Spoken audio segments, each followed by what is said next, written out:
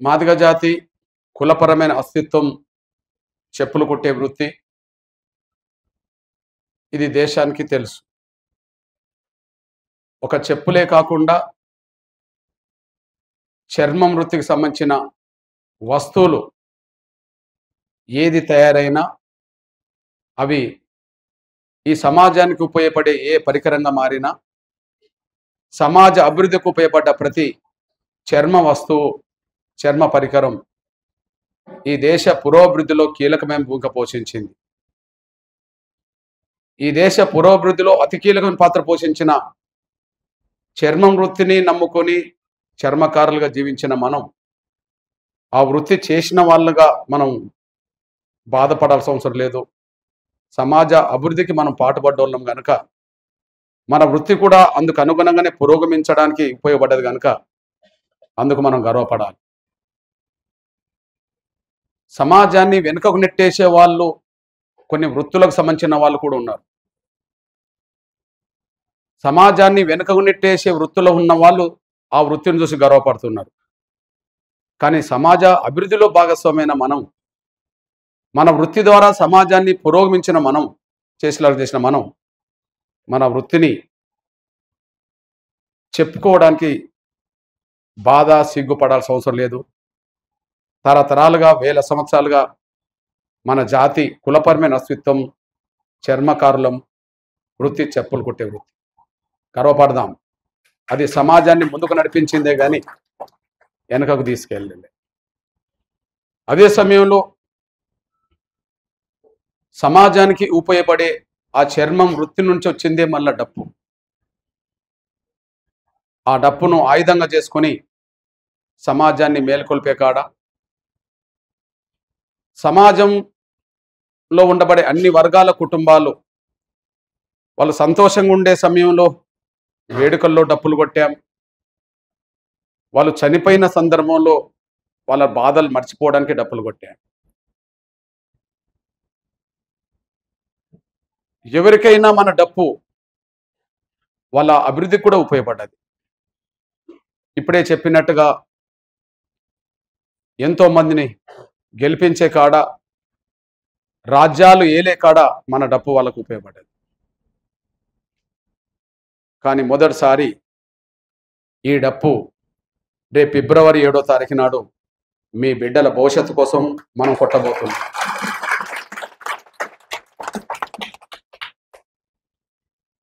ఇప్పుడు మాట్లాడుతూ ఒక తమ్ముడు వాస్తవమే చెప్పాడు. అన్న మన డప్పులను చూసి డప్పులు కొట్టేటోళ్ళను చూసి సమాజంలో కొంత చిన్న చూపు కనిపిస్తుంది. ప్రభుత్వాలు కూడా మన డప్పు ఈ కళా ప్రదర్శనలకు ప్రాధాన్యత ఇస్తలేదు. అన్ని వాయిద్యాలకు మూలం డప్పే అయినప్పుడు ఆ డప్పుకు ప్రాధాన్యత లేని పరిస్థితులు వచ్చింది. ప్రభుత్వాలు ఏదైనా కార్యక్రమం నిర్వహిస్తున్నప్పుడు ఇతర వాయిద్యాలకు ఇస్తున్న ప్రాధాన్యత మనకు ఇవ్వట్లేదు అని చెప్పి మొన్న ఒక తమ్ముడు బాధపడ్డాడు, ఇవాళ ఒక తమ్ముడు బాధపడ్డాడు. నేను 2 విషయాలు గమనించాను.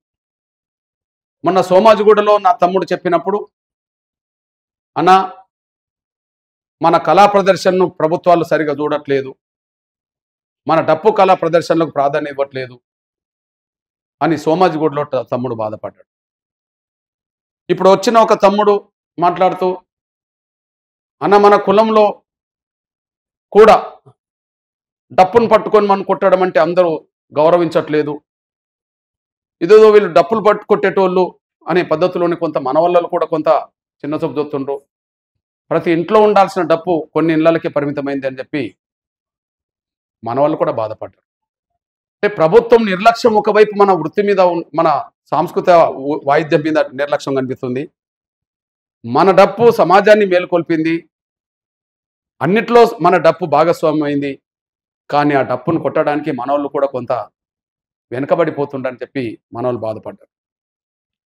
ఈ రెండింటికి పరిష్కారం ఫిబ్రవరి 7న రాబోతుంది. ఈ రెండింటికి పరిష్కారం ఫిబ్రవరి 7న జరగబోతుంది.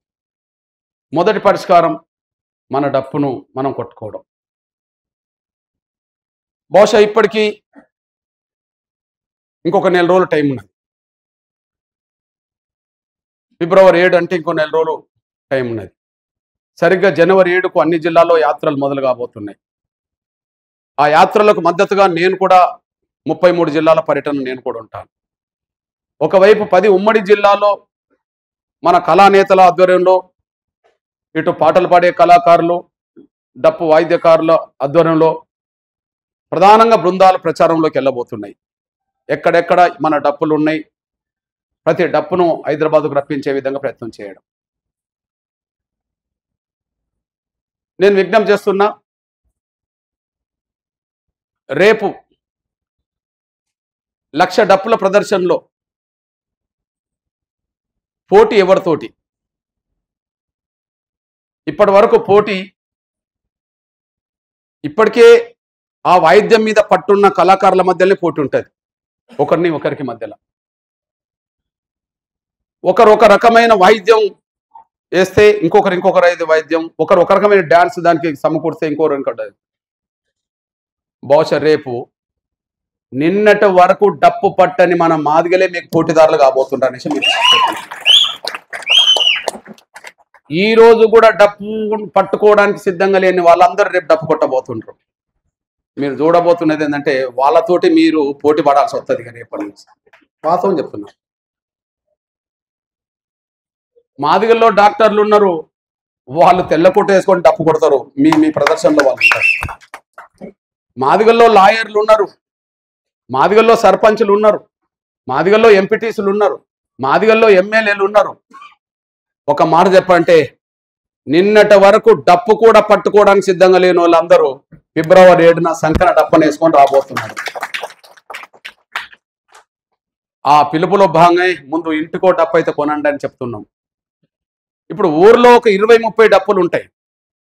చిన్న చిన్న ఊర్లో 10కి తక్కువనైనా 10కి తక్కువ కాకుండా ఉంటాయి. కళా బృందాలు ఉన్న కాడ 50-100 డప్పులు ఉన్న కాడ కూడా ఉంటాయి. కానీ రేపు ఫిబ్రవరి 7 నాటికి మాత్రం ఇంటికో డప్పు కొనండి అనే పిలుపు మాత్రం జనంలోకి ఇవ్వబోతున్నాం. రేపు నేను కూడా సమావేశాల పేరుతో వస్తాను. ఆ సమావేశాల పేరుతో వచ్చినప్పుడు నాతో పాటు 100 మంది పాల్గొన్నా, 1000 మంది పాల్గొన్నా వాళ్ళందరి చేతిలో డప్పులు ఉంటాయి. వాళ్ళు డప్పు కళాకారులు కాదు. ఎంఆర్పిఎస్ కార్యకర్తలు, అనుబంధ కార్యకర్తలు, పృథ్వీరాజు లాంటి శ్రేయభిలాషులు, అన్ని వర్గాలు ఉన్న వాళ్ళు కూడా మన డప్పు మీద గౌరవం ఉన్న వాళ్ళు, మన ఉద్యమం మీద గౌరవం ఉన్న వాళ్ళు, మన లక్ష్యం మీద గౌరవం ఉన్న వాళ్ళందరూ కులాలతో మతాలతో సంబంధం లేకుండా రాబోతున్నారు. కాబట్టి ఈరోజు కొన్ని ఇండ్లకే పరిమితమైన మన డప్పు ప్రతి మాదిగ ఇళ్లలో రేపటి నుంచి ఉండబోతుంది అనే విషయం మీకు చెప్పాడు కదా తమ్ముడు పృథ్వీరాజ్, చెప్పాడు కదా కులానికి యాదవ గొల్ల బిడ్డ, గొల్ల కుర్మ డోల్ దెబ్బ అనే వాళ్ళం మనం. డోలు ఉన్నదో లేదో తెలియదు, కానీ కొన్ని దశాబ్దాలుగా మా ఇంట్లో డప్పు ఉన్నదని చెప్పి తమ్ముడు చెప్పగలిగారు. ఓ బీసీ బిడ్డ, సామాజిక స్పృహ గల్ల ఒక పెద్ద మహనీయుడి కొడుకుగా ఆ మహనీయుడి ఆలోచనకు అనుగుణంగా ఉన్నాడు కాబట్టి ఒక బీసీ బిడ్డ ఇంట్లో మనకు డప్పు అనేది కనిపిస్తున్నది. సామాజిక స్పృహ చైతన్యం ఉంటే, కళల్ని గౌరవించేటోళ్ళు ఉంటే తప్పకుండా మన డప్పును గౌరవిస్తారు, డప్పును ప్రేమిస్తారు, ఇంట్లో పెట్టుకుంటారు. ఆ డప్పు కొట్టే వాళ్ళ పట్ల కూడా అభిమానంతో ఉంటారు, గౌరవిస్తుంటారు. రెండో విషయం, సోమాజిగూడ ప్రెస్ క్లబ్లో తమ్ముడు వచ్చి అన్న ప్రభుత్వం నిర్వహించే కార్యక్రమాల్లో అన్ని వాయిద్యాలకు ప్రాధాన్యత ఇస్తున్నారు, కానీ కొంత డప్పు కళా బృందాలకు మాత్రం కొంత ప్రాధాన్యత తగ్గింది, కొద్దిగా మనల్ని పట్టించుకోవట్లేదనే కాడ ఆ తమ్ముడు చెప్పాడు. నాకు అది మనసులో ఉన్నది అప్పటి నుంచి. బహుశా రేపు 1,00,000 డప్పుల మోత మోగిన తర్వాత రాష్ట్ర ప్రభుత్వం కాదు, కేంద్ర ప్రభుత్వాలు కూడా మన డప్పులకే మొదటి ప్రాధాన్యత ఇస్తాయి. అంతే కదా. 1,00,000 డప్పులతో హైదరాబాద్ నగరంలో మన ప్రదర్శన చేస్తే, ఒక ఊర్లో ఎవరన్నా చనిపోతే మన వాళ్ళు డప్పులు కొట్టి వెళ్ళినప్పుడు ఊరవతలు ఉన్న వాళ్ళకు ఆ డప్పు శబ్దం వినబడ్డ తర్వాత ఆ ఊరోళ్ళు కాకపోయినా ఆ డప్పు శబ్దం విని ఒక మాట అంటారు, అరే ఎవరో ఊర్లో చచ్చిపోయినట్టున్నది, ఒక సావు డప్పు కొడుతుండ్రు అని చెప్పి. ఊరేగింపు సందర్భంగా ఊరేగింపు డప్పులు కూడా కొడతారు. అది ఊరోళ్ళకి అర్థమవుతుంది, ఏదో ఊరేగింపు జరుగుతున్నట్టున్నది, ఊరేగింపు డప్పు కొడుతుండ్రు అని చెప్పి. అంతే కదా. 10-20 డప్పులు కొడితేనే ఊరవతలు వినబడుతుంది కదా. 1,00,000 డప్పులు హైదరాబాద్లో మోగితే ఎక్కడికి వినబడుతుంది? ఈ దేశం వింటది మన డప్పు శబ్దాన్ని, ఈ ప్రపంచం వింటది, ఈ భూమి నేల మీదనే కాదు ఆకాశం కూడా దద్దరేటట్టు కొట్టడానికి అవకాశం ఉంటుంది. మన అస్తిత్వం కులపరమైతే మన మాదిగలం, మన సాంప్రదాయ సాంస్కృతాయుధం మన డప్పు. మన డప్పు విలువ 1000 రెట్లు 1,00,000 రెట్లు పెరగబోతుంది. ఎట్లా? మన డప్పు విలువ 1000 రెట్లు 1,00,000 రెట్లు పెరగబోతుంది. ఎట్లా? అవును, ఎంఆర్పిఎస్ రాకముందు మాదిగలు కూడా విలువనిచ్చే సమాజం కాదు, మాదిగలను కూడా గుర్తించే సమాజం కాదు, మాదిగలను కూడా గౌరవించే సమాజం కూడా కాదు. మాదిగలంటే చిన్న చూపు, మాదిగలంటే లెక్కలేనితనం, మాదిగలంటే ఏదో రకమైన అవమానించడానికి ఉపయోగపడే పదాలు మనల్ని వాడేవారు. ఇది మనందరికీ తెలుసు.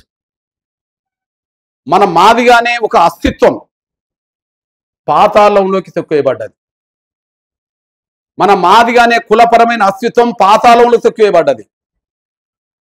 అందుకనే ఇతర సామాజిక వర్గాలు వాళ్ళ కులం పేరు ధైర్యంగా చెప్పుకుంటే మన వర్గాలకు, మన కులం సంబంధించిన వాళ్ళు మనం ఇదని చెప్పుకోవడానికి సిగ్గుపడ్డం, బాధపడ్డం, భయపడ్డం దండోర రాకముందు. అవును, దండోర రాకముందు మన అస్తిత్వం ఏంటంటే పాతాళంలో మాత్రమే తొక్కేయబడ్డ అస్తిత్వం, కనిపించే అస్తిత్వం కాదు.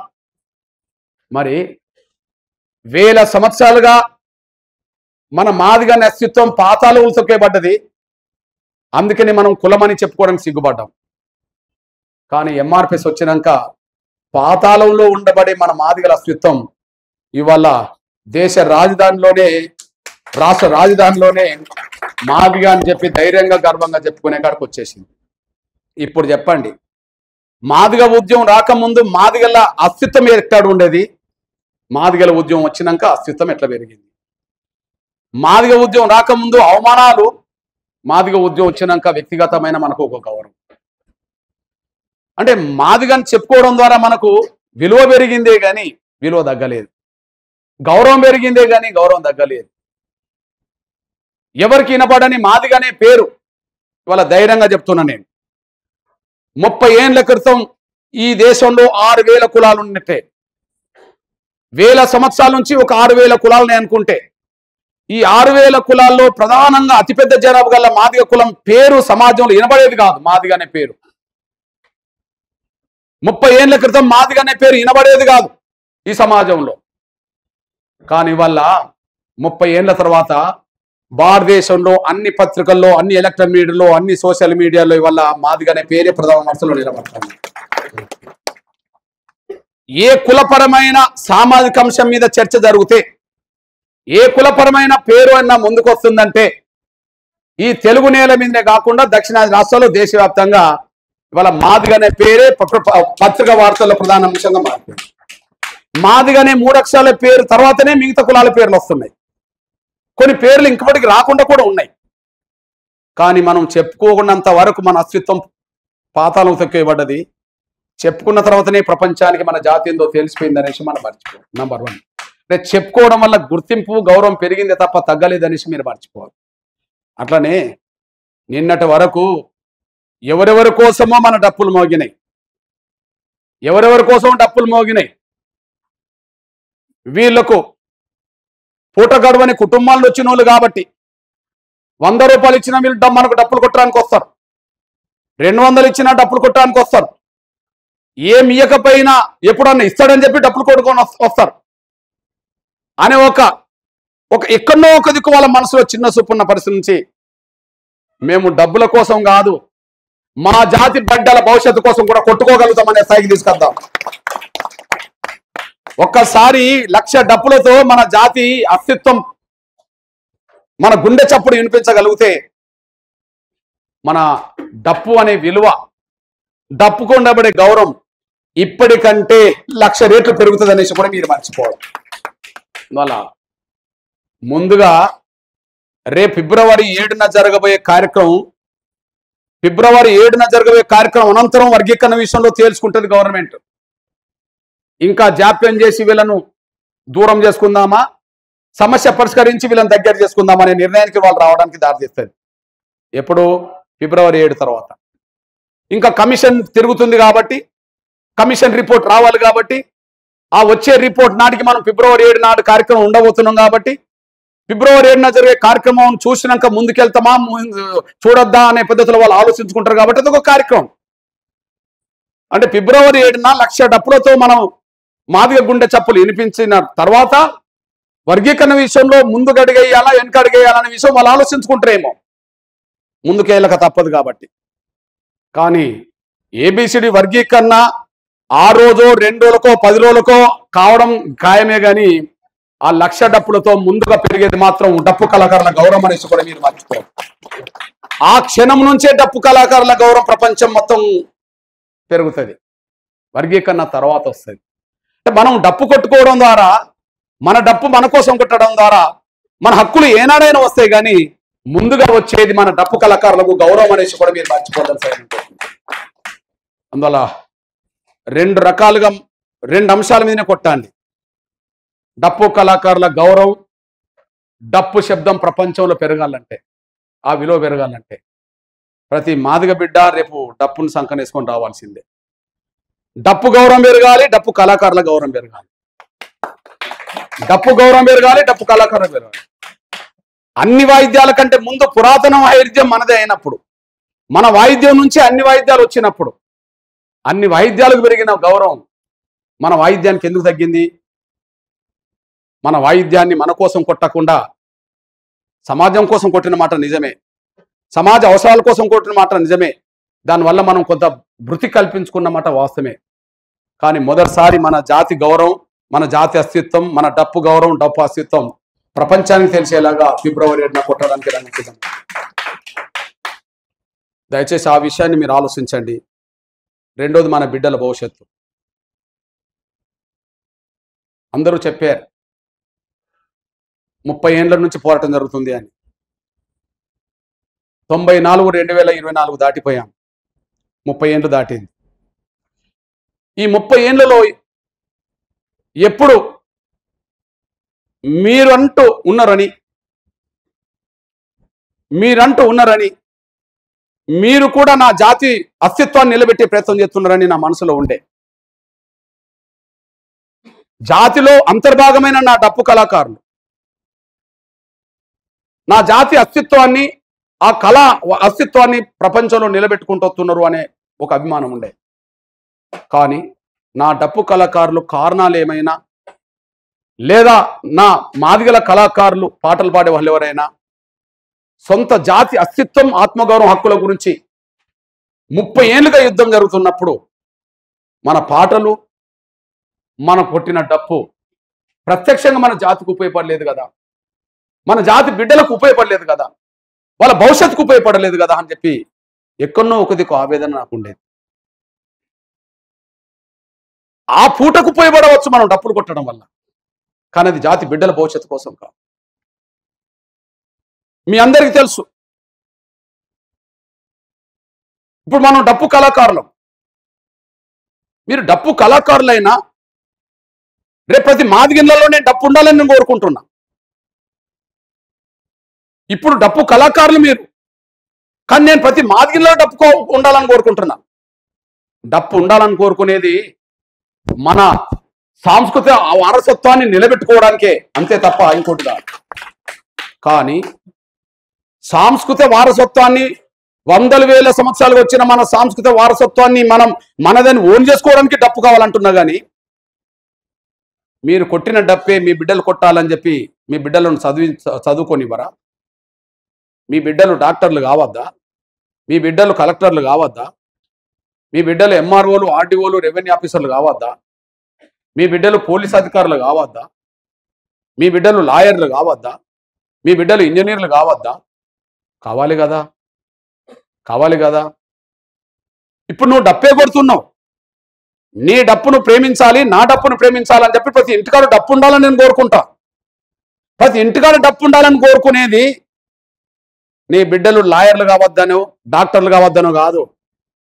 మన వాయిద్యాన్ని మనం, మన సాంస్కృతిక వాయిద్యాన్ని మనం నిలబెట్టుకుందామని చెప్పడం కోసం మాత్రమే. కానీ సాంస్కృతిక వాయిద్యాన్ని నిలబెట్టుకోవడానికి మనం డప్పు పెట్టుకుందాం, ఇంట్లో డప్పు కొడదాం. కానీ మన బిడ్డలు సమాజంలో ముందుకెళ్ళాలంటే మాత్రం చదువుల్లో ముందుకెళ్ళాలి, ఉద్యోగాలు సాధించాలి, ఆర్థికంగా ఎదగాలి. చదువుల్లో ముందుకెళ్ళాలి, ఉద్యోగాలు సాధించాలి, ఆర్థికంగా ఎదగాలి, రాజకీయంగా ఎదగాలి. అవన్నీ ఎదగాలంటే వర్గీకరణ జరగాలి. అవన్నీ రావాలంటే మన దగ్గర డప్పులు మన ఇంట్లో ఉండాల్సిందే, ఇంటికాడ. కానీ మన బిడ్డల చేతిలో కలం ఉండాల్సిందే. మన బిడ్డలు లాయర్లు కావాల్సిందే, డాక్టర్లు కావాల్సిందే, పెద్ద పెద్ద ఆఫీసర్లు కావాల్సిందే. సాంస్కృతిక వాయిద్యాన్ని కాపాడుకొని డప్పు పెట్టుకుందాం. కానీ మన బిడ్డల భవిష్యత్తు కోసం మాత్రం ఏబిసిడి వర్గీకరణ సాధిద్దాం.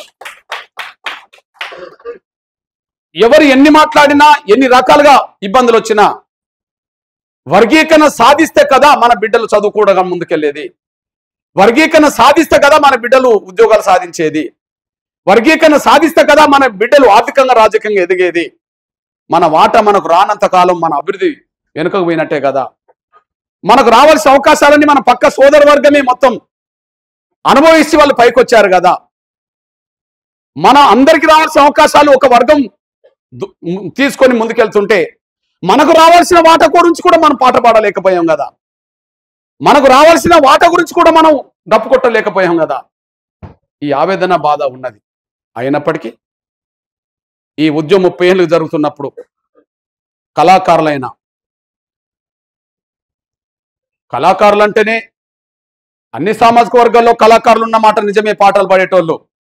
కానీ పాటలు పాడే వాళ్ళలో, సాంస్కృతిక వాయిద్యాలు వినిపించే వాళ్ళలో మాదిగ కులం నుంచే డప్పు కళాకారులు, మాదిగ కులం నుంచే పాట పాడే కళాకారులు వచ్చేసారు.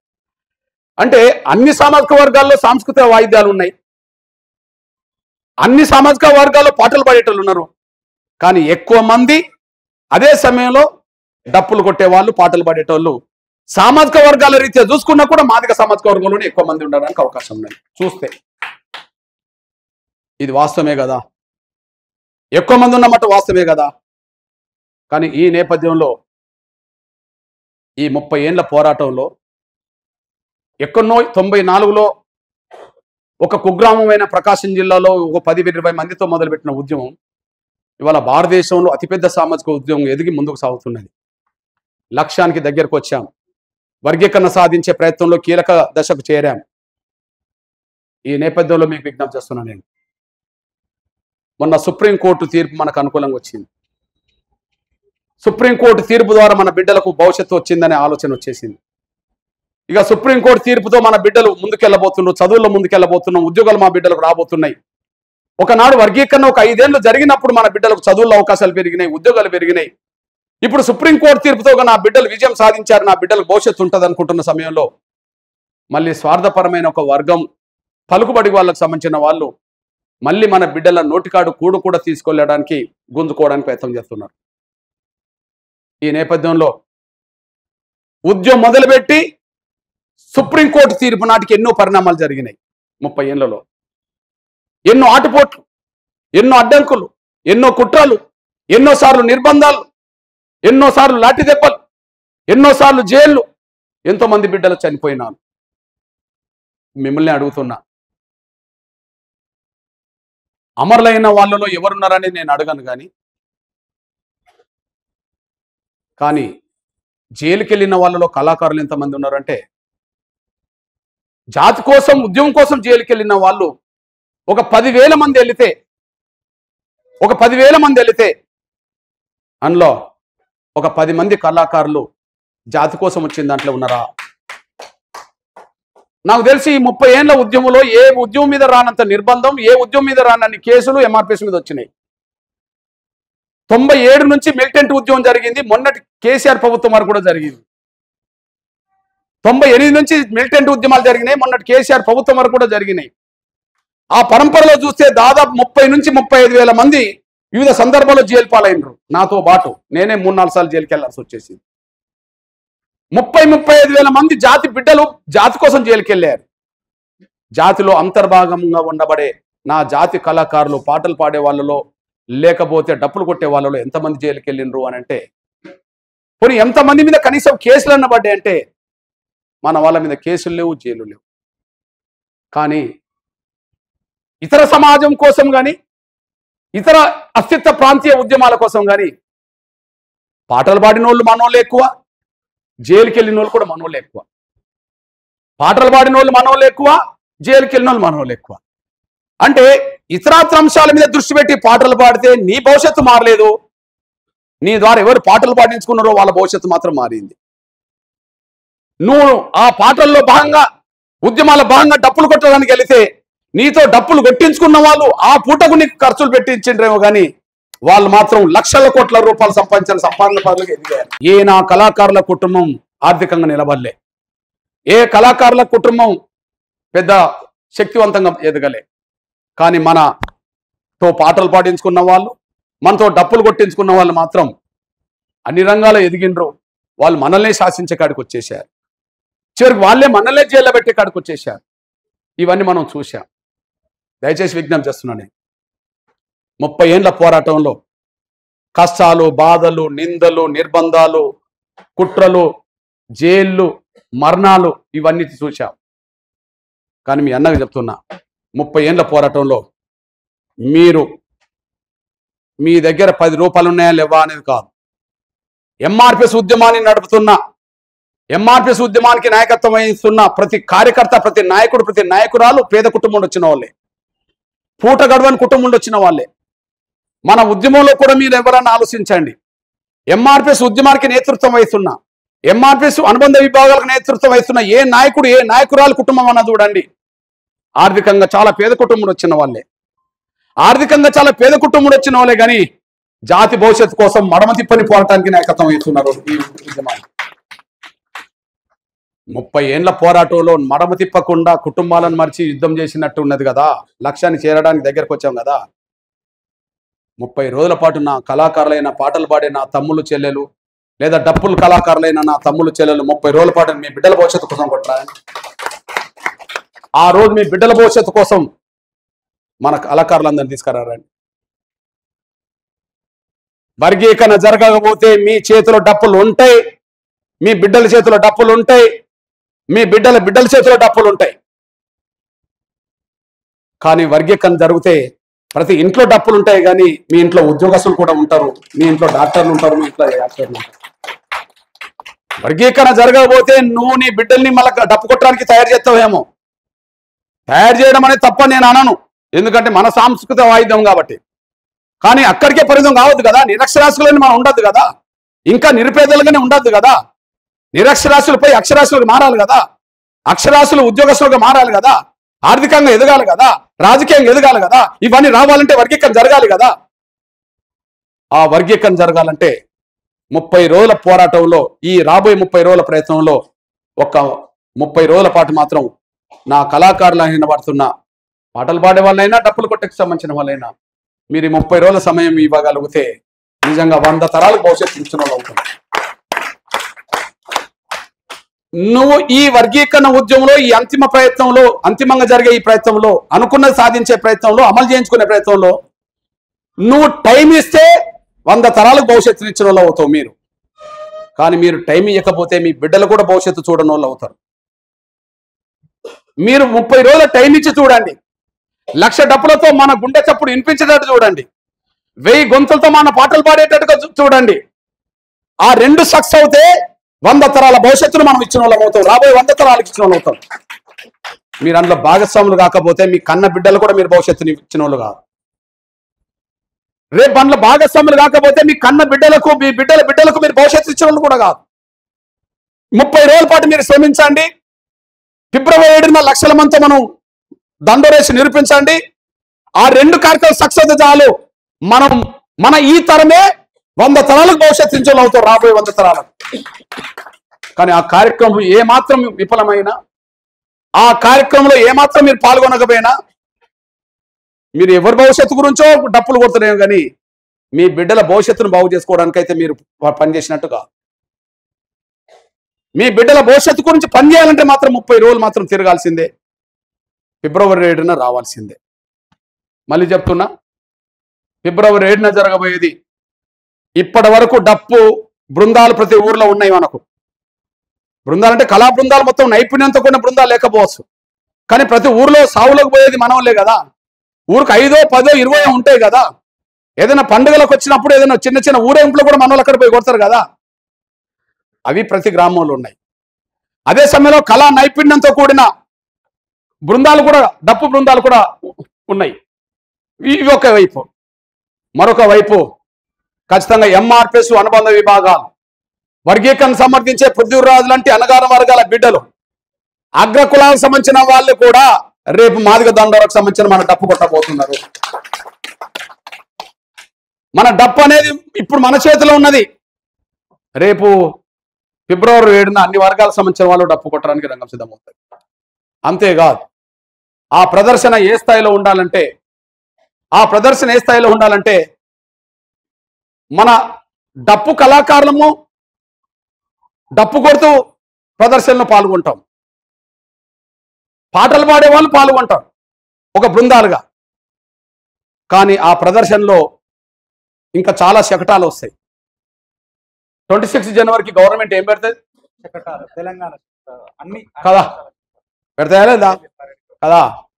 రేపు మన ప్రదర్శనలో మాదిగ దండోర ఉద్యమాన్ని బలపరచడానికి, మాదిగ ఉద్యమాన్ని గెలిపించుకోవడానికి మాదిగలైన డప్పు కళాకారులు ఎట్లయితే పాల్గొంటారో, మాదిగ ఉద్యమాన్ని బలపరచడానికి అన్ని కులాల్లో ఉండబడే సాంప్రదాయ వాయిద్యాలు కూడా మనకు అండగా వస్తాయి. అవి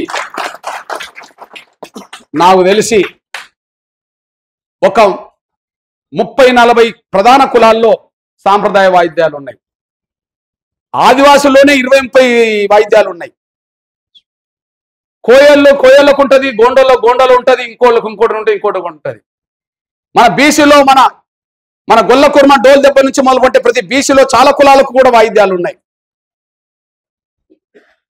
ఎస్సీలో మన బైండ్ల నుంచి మొదలుకుంటే చివరికి మన బుడగజంగాల్, డక్కల, చిందు ఇట్లాంటికి సంబంధించిన మన కొన్ని కులాల్లో కూడా వాయిద్యాలు ఉన్నాయి. రేపు ప్రతి సామాజిక వర్గం మన ఉద్యమానికి మద్దతుగా ఖచ్చితంగా ఏదైతే 26 జనవరి రోజు ఎట్లయితే ఏమొస్తాయి శకటాలు వస్తాయో, మన మాదిగ ఉద్యమాన్ని బలపరచడానికి కూడా దాదాపు 100 శకటాలు రావడానికి సిద్ధంగా ఉంటాయని కూడా మీరు మర్చిపోతాం. దాని మీద తమ్ముడు కూడా దృష్టి పెడతారని నేను ఆశిస్తున్నా. తమ్ముడికి ఆ బాధ్యత ఉన్నదని చెప్పి ఆయన అనుకుంటున్నాడు. ఆ బాధ్యతకు అదనంగా బాధ్యత అనగాన వర్గాల సాంప్రదాయ వాయిద్యాలు కూడా.